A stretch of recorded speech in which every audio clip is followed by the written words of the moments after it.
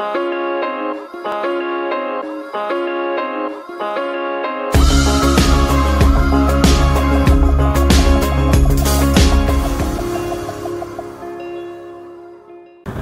araw po sa ating lahat mga kaparokya. May katanungan ng isa sa ating kaparokya. Kailangan po ba na every Sunday magsimba? At ano ang mga araw na dapat talaga magsimba? May nakausap po ako na lay, sabi niya, "Brother, kahit hindi naman po ako magsimba, basta kilala ko ang Diyos, maliligtas na ako.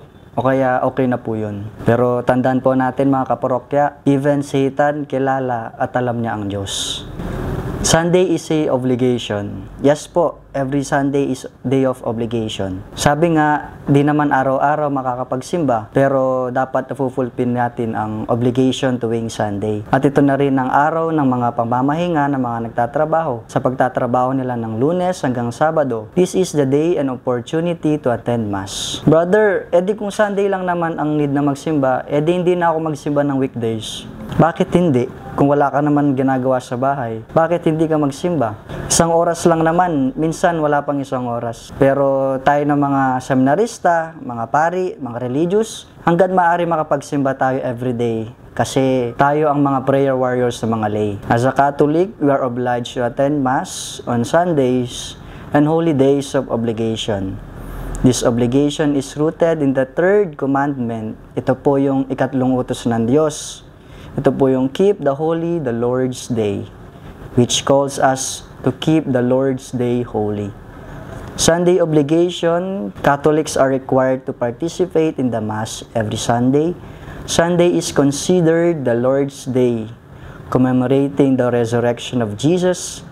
Ito po yung inaalala natin ang muling pagkabuhay ni Jesus sa ikatlong araw pagkatapos niyang pagpapakasakit, pagkamatay at muling pagkabuhay, o ito po yung tinatawag nating Paschal Mystery. Saturday evening also is anticipated Mass for Sunday. May mga araw at mga fiesta na kailangan mag-attend ng mga Katoliko o tayo na kailangan mag-attend sa misa. At ito ang mga araw na iyon. Ito ay sinasabi na holy days at important days.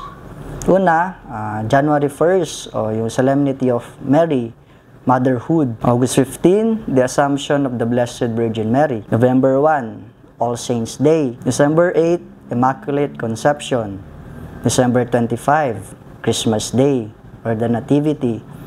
Ito ang mga dates na nabanggit sa canon law na obligation na kailangan i-attend. Una, the Nativity of our Lord Jesus Christ, December 25. The Feast of Mary, Motherhood, January 1. The Epiphany, January 6, St. Joseph Day, March 19. The Feast of Ascension, or 40 days after Easter Sunday. The Feast of Corpus Christi, 60 days after Easter Sunday. The Assumption of Mary, August 15, o ang pag-akyat ni Maria, ng kaluluwa at katawan, sa tulong ng kanyang anak ni Jesus. The Feast of St. Peter and Paul, June 29. All Saints Day, or November 1. The Feast of the Immaculate Conception of Mary, or December 8. Yung mga birthdays, anniversary, devotions, dagdag na lang po yan for Thanksgiving para sa Diyos.